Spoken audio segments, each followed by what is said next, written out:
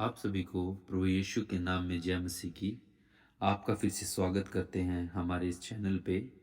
तो आज हम बात करेंगे प्रकाशित वाक्य की पुस्तक के बारे में। प्रकाशित वाक्य की पुस्तक, बहुत से लोग पवित्र बाइबल में प्रकाशित वाक्य की पुस्तक से भ्रमित है। तो अब देखते हैं कि लोग इस पुस्तक के बारे में क्या सोचते हैं जो उनके लिए बहुत भ्रमित करने वाली है। नंबर एक, यह एक बंद पुस्तक है। इस पुस्तक को समझना काफी कठिन है। कई लोग कहते हैं कि यह एक बंद पुस्तक है। क्या ऐसा है? आइए जानते हैं और पढ़ते हैं। प्रकाशित वाक्य उसका 22 अध्याय आयत 10 कहती है, फिर उसने मुझसे कहा, इस पुस्तक की भविष्यवाणी की बातों को बंद मत कर, क्योंकि समय निकट है। इस पद के अनुसार हमारे प्रभु यीशु कहते हैं, इस पुस्तक पर मुहर न लगाना, क्योंकि समय निकट है। तो यह पद ही इस बात का प्रमाण है कि यह एक बंद पुस्तक नहीं है। यदि परमेश्वर ने इस पुस्तक को बंद नहीं किया है, तो यह बहुत स्पष्ट है कि परमेश्वर ने इसे एक प्रकट और समझने योग्य पुस्तक के रूप में रखा है। जो लोग इस पुस्तक का अध्ययन अपने हृदय में सच्ची इच्छा के साथ करते हैं, उनके लिए परमेश्वर निश्चित रूप से प्रकाशित वाक्य की इस पुस्तक में पाए गए रहस्यों को प्रकट करेंगे। नंबर दो, यह अतीत की एक पुस्तक है। कुछ के अनुसार इस पुस्तक में वर्णित सभी घटनाएं यीशु मसीह के समय पहली शताब्दी में पूरी हो चुकी है। लेकिन यह बिल्कुल झूठा कथन है, क्योंकि यह पुस्तक भविष्य की कुछ महत्वपूर्ण घटनाओं के बारे में बताती है, जैसे यीशु मसीह का दूसरा आगमन, स्वर्ग में नए यरूशलेम का शहर और दूसरी मृत्यु। तो यह पुस्तक ऐसी नहीं है जिसमें केवल इतिहास है, जैसा कि कई लोग समझते हैं। नंबर तीन, यह भविष्य की पुस्तक है। कई लोगों का मानना है कि इस पुस्तक में बताई गई सभी घटनाएं भविष्य के लिए है। यह भी एक झूठा बयान है। जब हम पवित्र आत्मा की सहायता से इस पुस्तक का अध्ययन करते हैं, तो हम समझ सकते हैं यह पुस्तक न केवल अतीत और वर्तमान के बारे में बल्कि भविष्य के बारे में भी बात करती है। नंबर चार, इस पुस्तक में यीशु मसीह के बारे में कोई जानकारी नहीं। 15वीं शताब्दी के दौरान रहने वाले सबसे प्रसिद्ध सुधारक मार्टिन लूथर ने कहा, प्रकाशित वाक्य की यह पुस्तक यीशु के बारे में कुछ नहीं कहती, इसलिए यह बाइबल का हिस्सा बनने के लायक नहीं है। लेकिन 8 वर्ष तक प्रकाशित वाक्य की पुस्तक का अच्छी तरह से अध्ययन करने के बाद वे इस नतीजे पर पहुंचे कि इस पुस्तक का हर अध्याय यीशु मसीह के बारे में बात करता है और वास्तव में यीशु मसीह इस पुस्तक के केंद्र और नायक है। इस प्रकार कई लोग इस पुस्तक के बारे में गलत राय देते हैं। वे सोचते हैं कि प्रकाशित वाक्य की पुस्तक यीशु के बारे में कोई जानकारी नहीं देती। सुसमाचार की अन्य पुस्तकों के विपरीत, जो यीशु, उनके प्रेम, उनके चमत्कारों और अन्य विवरणों से संबंधित है, इस तरह की समझ गलत है। बाइबल में यीशु के लिए कम से कम 200 नाम शीर्षक है। उनमें से लगभग 36 नाम केवल प्रकाशित वाक्य की पुस्तक में पाए जाते हैं। यह पुस्तक यीशु के बारे में बहुत कुछ कहती है। यीशु मसीह इस पुस्तक के केंद्र हैं। यह इस तरह के गलत विचारों के कारण है कि प्रकाशित वाक्य की पुस्तक को अभी भी कई लोगों द्वारा एक बंद पुस्तक के रूप में माना जाता है। यहाँ तक हमने ध्यान दिया कि कैसे लोग प्रकाशित वाक्य की पुस्तक के बारे में भ्रमित होना समझते हैं। अब आगे हम देखेंगे प्रकाशित वाक्य की पुस्तक का अध्ययन हमें क्यों किया जाना चाहिए। इसका पहला पॉइंट है, यह यीशु मसीह को प्रकट करती है। प्रकाशित वाक्य में यीशु के 36 नाम हैं। उदाहरण के लिए मेमना, दाऊद का मूल, जिसके बंद किए हुए को कोई खोल नहीं सकता, आमीन, यहूदा का सिंह। इसके अलावा इस पुस्तक में यीशु मसीह के बारे में कई छिपे हुए खजाने हैं, इसलिए प्रकाशित वाक्य की पुस्तक को पढ़ना बहुत ही महत्वपूर्ण है। नंबर दो, यह अंतिम दिनों की पुस्तक है। यह पुस्तक न केवल अतीत और वर्तमान के बारे में बात करती है, बल्कि अंतिम दिनों की घटनाओं के बारे में भी बताती है। यह यीशु के दूसरे आगमन, अंतिम दिन की घटनाओं, शैतान के धोखे, अंतिम दिनों की तैयारी आदि जैसे सभी अंत के समय की घटनाओं को प्रकट करती है। केवल इस महत्वपूर्ण पुस्तक का अध्ययन करके हम जान सकते हैं कि इस दुनिया में क्या घटने वाला है। इस प्रकार हम शैतान के अंतिम समय के धोखे से बच सकते हैं और स्वयं को मसीह के दूसरे आगमन के लिए तैयार कर सकते हैं। नंबर 3, आशीष की पुस्तक। प्रकाशित वाक्य की पुस्तक बाइबल की अन्य पुस्तकों में अधिक विशिष्ट है। आइए हम पढ़ते हैं। प्रकाशित वाक्य उसका 1 अध्याय आयत 3 कहता है, धन्य है वह जो इस भविष्यवाणी के वचन को पढ़ता है और वे जो सुनते हैं और इसमें लिखी हुई बातों को मानते हैं, क्योंकि समय निकट आया है। प्रकाशित वाक्य में सत्यों को पढ़ना, सुनना और उनका पालन करना हमारे लिए आशीषों को लाता है। क्या इसका अर्थ यह है कि जब हम बाइबल की अन्य पुस्तकों को पढ़ेंगे और उनका पालन करेंगे तो कोई आशीष नहीं मिलेगी? इसका मतलब यह नहीं है। जब हम बाइबल की अन्य पुस्तकों को पढ़ेंगे तो हम निश्चित रूप से धन्य होंगे, लेकिन जब हम प्रकाशित वाक्य की पुस्तक का अध्ययन करते हैं और उसका पालन करते हैं तो यह हमें स्वर्ग जाने और धन्य आशा की ओर अगुवाई के लिए अन्य पुस्तकों की तुलना में अधिक सहायता करती है और इसके यह वास्तव में एक आशीष की पुस्तक है। नंबर 4, कलीसिया के प्रति मसीह का प्रेम। इस पुस्तक से पता चलता है कि मसीह अपनी कलीसियाओं से कितना प्रेम करते हैं। कई लोग इस पुस्तक को एक प्रेम कहानी बताते हैं। ऐसा इसलिए है क्योंकि इस पुस्तक में परमेश्वर प्रेरित यूहन्ना के माध्यम से 7 कलीसियाओं को एक पत्र के रूप में संदेश दे रहे हैं। इस पत्र में परमेश्वर कलीसिया द्वारा की गई कुछ गलतियों के लिए फटकार लगाते हैं। फटकार के बाद तब कलीसिया को सावधान रहने के लिए और बुराई से पश्चाताप करने की चेतावनी देते हुए कहते हैं, यदि तुम पश्चाताप करो तो मैं तुम्हें बहुतायत से आशीष दूंगा। इससे हम समझ सकते हैं कि परमेश्वर अपनी कलीसियाओं से कितना प्रेम करते हैं। जब हम 7 मुहरों के बारे में अध्ययन करते हैं तो हम समझ सकते हैं कि परमेश्वर अलग अलग समय में अपनी कलीसियाओं का नेतृत्व कैसे करते हैं और बाधाओं के बावजूद कैसे सुसमाचार पूरी दुनिया में फैलाता जाता है। हम 7 तुरियों के बारे में भी पढ़ सकते हैं जो इतिहास का वर्णन करती है कि कैसे परमेश्वर के लोगों के शत्रुओं का न्याय किया गया। प्रकाशित वाक्य उसका अध्याय 12, 13 और 14 में हम देख सकते हैं कि कैसे परमेश्वर अपनी कलीसियाओं को दुष्ट सर्प शैतान से बचाते हैं, जो कलीसिया को नष्ट करने के लिए दृढ़ है। अंत में अध्याय 19 और 20 में यह पुस्तक हमारे प्रभु यीशु मसीह दूल्हे के रूप में और कलीसियाओं को उनकी दुल्हन के रूप में चित्रित करती है। नंबर 5, यह वह पुस्तक है जो उद्धार को निर्धारित करती है। इसमें कोई संदेह नहीं है कि बाइबल की सभी पुस्तक उद्धार के लिए आवश्यक है, लेकिन बाइबल की यह अंतिम पुस्तक विशेष रूप से हमारे जो अंत के दिनों में जीवित हैं के लिए बहुत महत्वपूर्ण है, क्योंकि प्रकाशित वाक्य उसका 22 अध्याय आयत 18-19 कहता है, मैं हर एक को जो इस पुस्तक की भविष्यवाणी की बातें सुनता है गवाही देता हूँ कि यदि कोई मनुष्य इन बातों में कुछ बढ़ाए तो परमेश्वर उन विपत्तियों को जो इस पुस्तक में लिखी है उस पर बढ़ाएगा, और यदि कोई इस भविष्यवाणी की पुस्तक की बातों में से कुछ निकाल डाले तो परमेश्वर उस जीवन के पेड़ और पवित्र नगर में से जिसकी चर्चा इस पुस्तक में है उसका भाग निकाल देगा।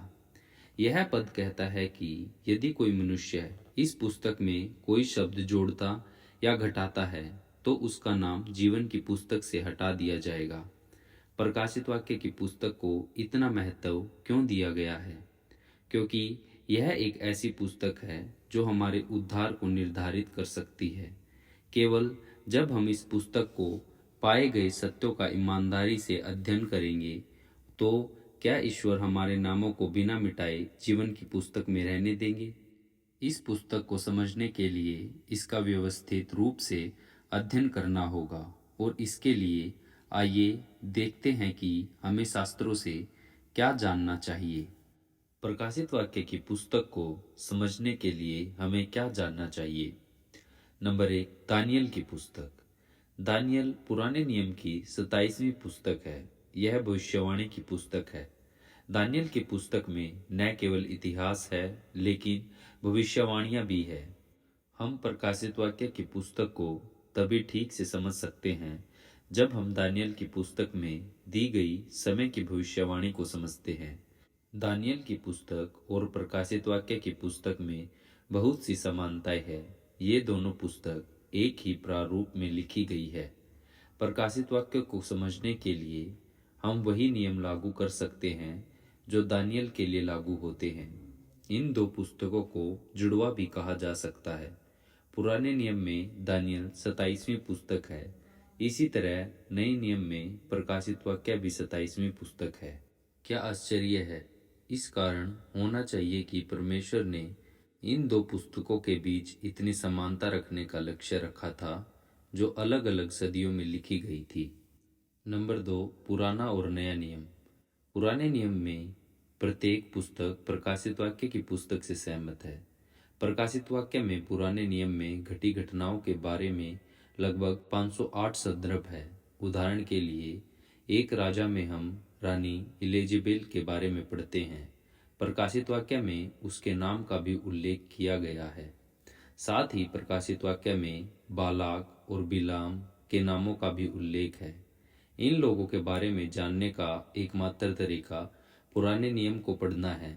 जैसे पुराने नियम का अध्ययन किए बिना नए नियम को सही ढंग से समझना असंभव है, वैसे ही प्रकाशित वाक्य की पुस्तक को तभी सही ढंग से समझा जा सकता है जब पुराने और नए नियम दोनों का ठीक से अध्ययन किया जाए।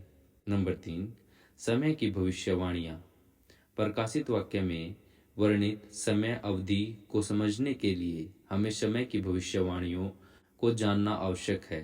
दानियल अध्याय 9 में हम 70 सप्ताह की भविष्यवाणी, अध्याय 7 में 1260 दिनों की भविष्यवाणी और अध्याय 8 में 2300 दिनों की भविष्यवाणी के बारे में पढ़ सकते हैं। इन सभी भविष्यवाणियों को समझने से ही हम उन समयवादियों को समझ सकते हैं जिनके बारे में प्रकाशित वाक्य हर शब्द और पद में बात कर रहा है। बाइबल की अन्य सभी पुस्तकों को पढ़ने और समझने से ही हम बाइबल की अंतिम पुस्तक को, जो कि प्रकाशित वाक्य है, को स्पष्ट रूप से समझ सकते हैं। इसी उद्देश्य के लिए परमेश्वर ने प्रकाशित वाक्य को बाइबल की अंतिम पुस्तक के रूप में रखा है। नंबर 4, प्रकाशित वाक्य की पुस्तक की संरचना। इस पुस्तक की एक अनूठी संरचना है। पुराने नियम में देखी गई पवित्र स्थान की संरचना के अनुसार इसे बनाया गया है। मूसा ने सांसारिक पवित्र स्थान को स्वर्ग में स्थित पवित्र स्थान की तरह बनाया। पवित्र स्थान और कुछ नहीं बल्कि एक मंदिर है, परमेश्वर का निवास स्थान। प्रकाशित वाक्य के पहले अध्याय में हम पढ़ सकते हैं, जिसने अपने लोहू के द्वारा हमें पापों से छुड़ाया है। यह पद पवित्र स्थान के आंगन में पाई जाने वाली बलिदान की वेदी को संदर्भित करता है। ध्यान दें, बाइबल में परमेश्वर के मंदिर या भवन को पवित्र स्थान या निवास स्थान कहा जाता है। अंग्रेजी शब्द सेंचुरी, हिंदी में पवित्र स्थान।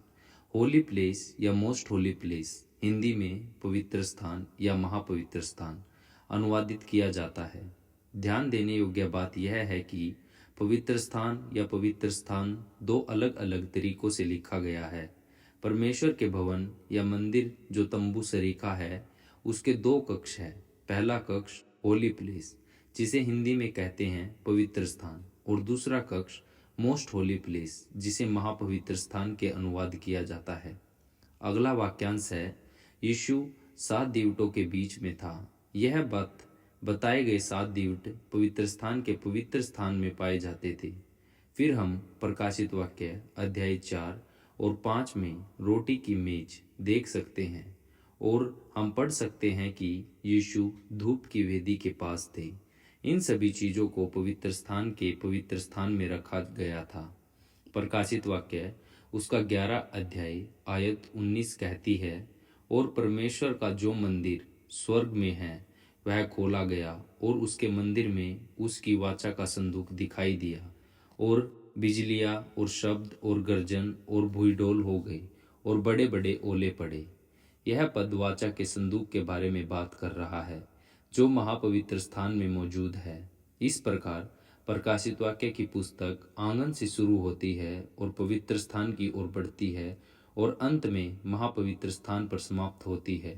क्योंकि प्रकाशित वाक्य की पुस्तक की बनावट या संरचना पवित्र शास्त्र पर आधारित है, इसलिए पवित्र स्थान से संबंधित सभी सत्य को समझना बहुत महत्वपूर्ण है।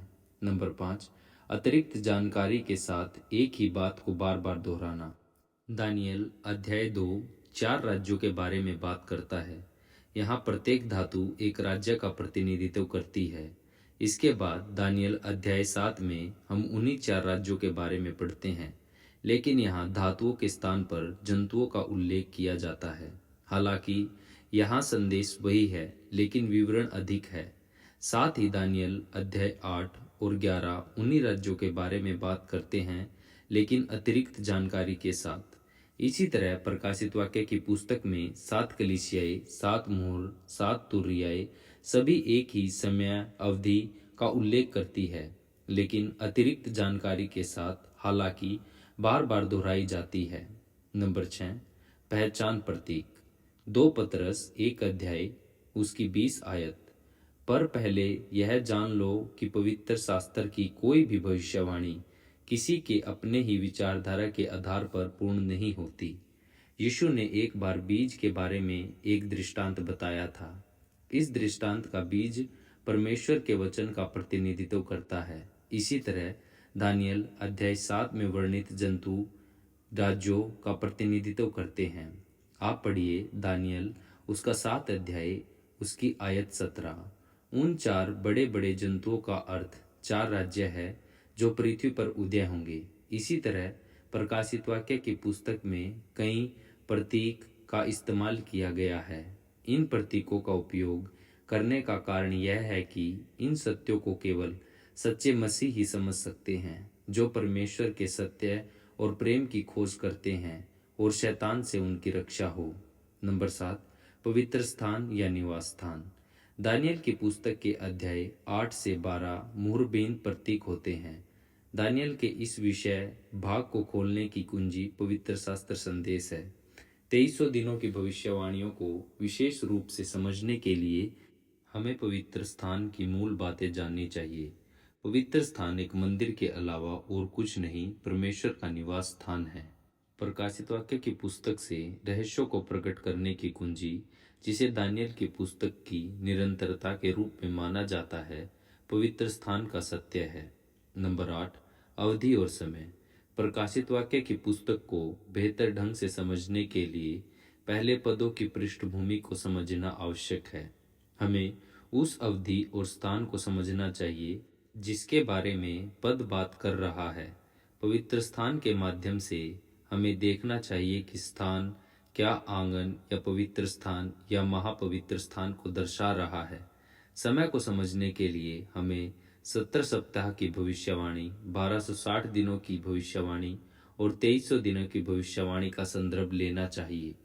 आइए हम देखते हैं प्रकाशित वाक्य की पुस्तक की संरचना कैसे है। प्रकाशित वाक्य के अध्याय 1 से 3 में हम 7 कलीसियाओं के बारे में जान सकते हैं। अध्याय 4 से 8 में हम 7 मुहरों के बारे में पढ़ेंगे। अध्याय 9 से 11 में हम 7 तुरैयों के बारे में पढ़ेंगे। अध्याय 12 से 14 में हम महान विवाद के बारे में पढ़ेंगे। अध्याय 15 से 16 में 7 विपत्तियों को देखा जा सकता है। अध्याय 17 से 18 में पशु और वेश्या का न्याय। अध्याय 19 में हम प्रभु यीशु के दूसरे आगमन के बारे में जान सकते हैं। अध्याय 20 में 17 शताब्दी और अध्याय 21 से 22 में हम नया यरूशलेम को देखेंगे। प्रकाशित वाक्य की पुस्तक में कई अंकों का इस्तेमाल किया गया है। उनमें से 7 अंक का प्रयोग कई बार किया जाता है और पूर्णता को दर्शाता है। अकेले इस पुस्तक में इसका 58 बार प्रयोग किया जाता है। आइए उनमें से कुछ को देखते हैं, जैसे कि 7 पत्थर, 7 कलीसियाएं, 7 स्वर्गदूत, 7 तारे, 7 दीवट, 7 मोहरे, 7 तुरैयां, 7 सींग, 7 आंखें, 7 गर्जन, 7 सिर, 7 पर्वत, 7 मुकुट, 7 आत्माएं, 7 आग की ज्वालाएं, 7 विपत्तियां, 7 राजा, धन्य शब्द का उल्लेख 7 बार किया गया है। जीवन की पुस्तक शब्द का उल्लेख 7 बार किया गया है। परमेश्वर ने अंक 7 को क्यों चुना? इसके पीछे क्या रहस्य है? उत्पत्ति अध्याय 2 में बाइबल में पहली बार अंक 7 का उल्लेख किया गया है। जी हाँ, एक विशेष तरीके से परमेश्वर ने 7वें दिन को अलग किया। उन्होंने इसे आशीष दी और पवित्र किया। यह आशीषित दिन सबत का दिन है, क्योंकि परमेश्वर ने स्वर्ग और पृथ्वी को 6 दिनों में बनाया और 7वें दिन विश्राम किया। इसलिए यह दिन अलग, आशीषित और पवित्र है। साथ ही अंक 7 संपूर्णता और पूर्णता का प्रतीक है, क्योंकि यह परमेश्वर की सृष्टि के पूरा होने का प्रतिनिधित्व करता है। यह 7वां दिन कलीसिया में भी एक साथ इकट्ठा होने का दिन है। इनकी तरह कई संकेत और प्रतीक है जो प्रकाशित वाक्य की पुस्तक में प्रयोग किए गए हैं। उपरोक्त तालिका के अनुसार इन चिन्हों और प्रतीकों को लागू करने से ही प्रकाशित वाक्य की पुस्तक का ठीक से और स्पष्ट रूप से अध्ययन किया जा सकता है। प्रकाशित वाक्य के बारे में हम आगे भी पढ़ेंगे और पूरी प्रकाशित वाक्य की किताब का अच्छे से अध्ययन करेंगे। आप हमारे साथ बने रहिएगा, आप हमारे साथ जुड़े रहिए। अगर आपकी कोई प्रेयर रिक्वेस्ट हमें कमेंट कीजिए और आपका क्वेश्चन हमें कमेंट करके बताइए और हमारे साथ ऐसे ही जुड़े रहिए। परमेश्वर आप सभी को आशीष दे। आमीन।